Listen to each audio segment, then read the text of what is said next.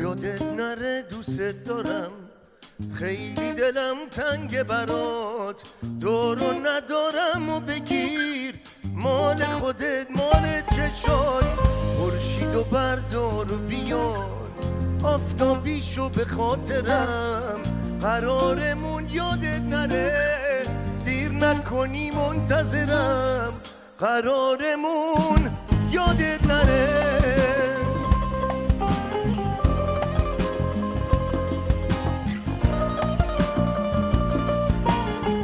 قرارمون یادت نره.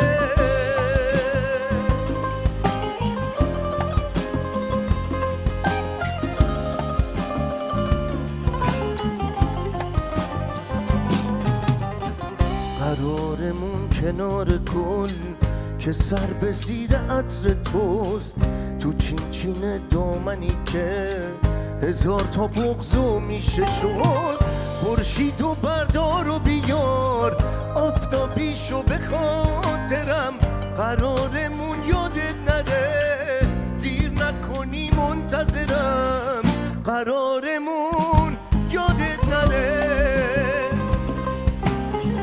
دوست دارم یادت نره، قرارمون یادت نره.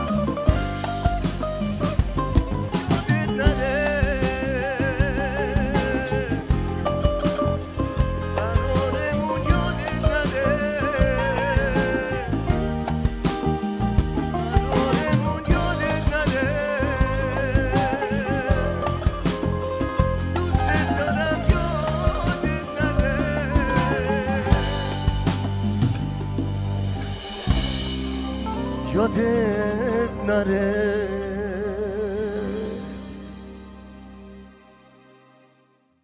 امیدوارم قرارمون یادت نره رو با این اجرا دوست داشته باشید. سعیم این هستش که تو این اجراها یک زاویه موزیکی دیگه ای رو با خاطرات گذشته شما سعی کنم وصل بکنم و یک اجرای جدیدتری رو داشته باشم و امیدوارم پسندیده باشید. این ترانه بابک روزبه بود، از کارهای بسیار زیبایی که بابک جان با هم داشتیم، به تعداد خیلی زیاد با هم کار کردیم و آهنگش رو خودم ساختم و تنظیم بسیار زیبای آقای فرد میرزا آهنگ اوریجینالش بود و این تنظیمم از آقای پرویز بزمی پور بودش. سپاسگزارم ازتون.